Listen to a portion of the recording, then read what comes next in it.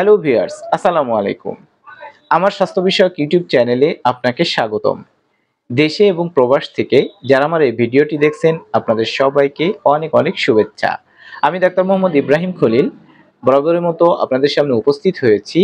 আজকে পুরুষদের যৌন সংক্রান্ত একটি সমস্যা ও তার সমাধান নিয়ে আলোচনা করব। সেটি হচ্ছে যে সমস্ত পুরুষদের নারীদের সাথে কথা বললে, নারীদের জড়িয়ে ধরলে কিংবা উত্তেজক দৃশ্য দেখলে প্যানিস দিয়ে আঠালো রস বের হয়ে নিস্তেজ হয়ে যায়, সেটার সমাধান সম্পর্কে। আপনি ভিডিওটি না টেনে প্রথম থেকে শেষ পর্যন্ত মনোযোগ সহকারে দেখতে থাকুন। আপনি যদি আমার চ্যানেলে নতুন হয়ে থাকেন এবং এখনও আমার চ্যানেলটি সাবস্ক্রাইব করে না থাকেন, পরবর্তীতে এই জাতীয় গুরুত্বপূর্ণ তথ্য পেতে অবশ্যই চ্যানেলটি সাবস্ক্রাইব করে বেল আইকন বাটনটি অন করে রাখবেন।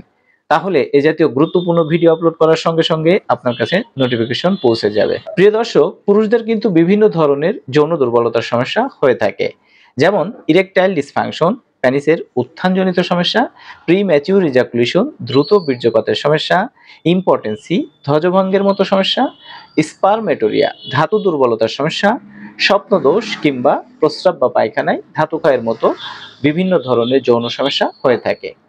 তার মধ্যে আরো একটি হচ্ছে যে সমস্ত পুরুষদের তার পার্টনারের সঙ্গে কথা বললে, আলিঙ্গন করলে অথবা উত্তেজক দৃশ্য দেখলে লিঙ্গ দিয়ে পাতলা রস বের হয়ে নিস্তেজ হয়ে যায়।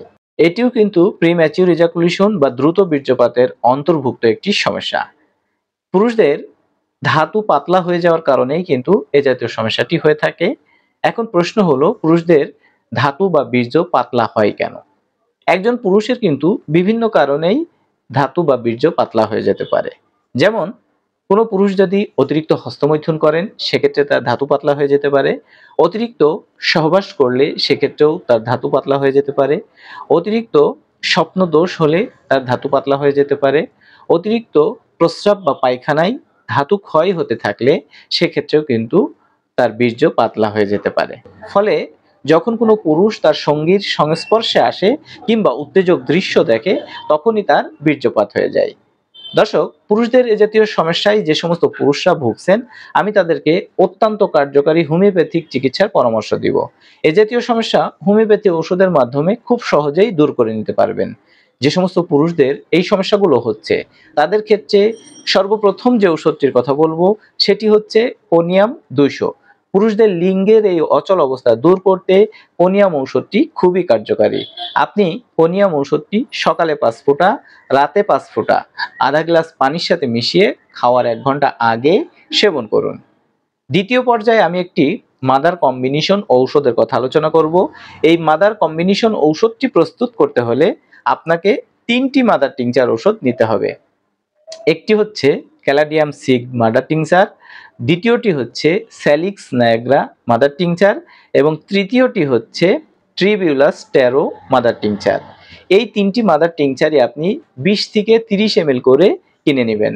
তারপরে এই 3টি ঔষধই একটি খালি কাচের বোতলের ভিতরে ঢেলে ভালোভাবে মিশিয়ে নেবেন। তারপরে উক্ত মিশ্রণ থেকে সকালে 30 ফোঁটা, দুপুরে 30 ফোঁটা, রাতে 30 ফোঁটা আধা গ্লাস পানির সাথে মিশিয়ে খাওয়ার আধা ঘন্টা পরে সেবন করবেন। তৃতীয় পর্যায়ে আমি একটি বায়োকেমিক ট্যাবলেটের কথা আলোচনা করব। সেটি হচ্ছে ক্যালকেরিয়া ফ্লোর 6X। যে সমস্ত পুরুষদের প্যানিস ঠিকমতো শক্ত হচ্ছে না কিংবা শক্ত হলেও আঠালো রস বের হয়ে দ্রুত নিস্তেজ হয়ে যাচ্ছে, সেই সমস্ত ক্ষেত্রে ক্যালকেরিয়া ফ্লোর 6X ঔষধটি অত্যন্ত সহায়ক ভূমিকা পালন করে থাকে।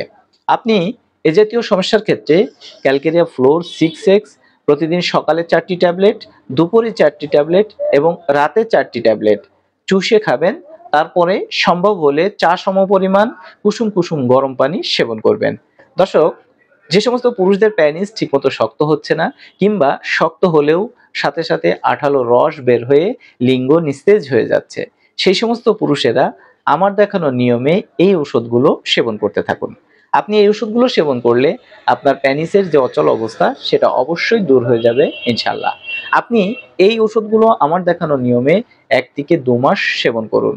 কোনো কোনো ক্ষেত্রে আপনাকে 3 মাসও সেবন করা লাগতে পারে।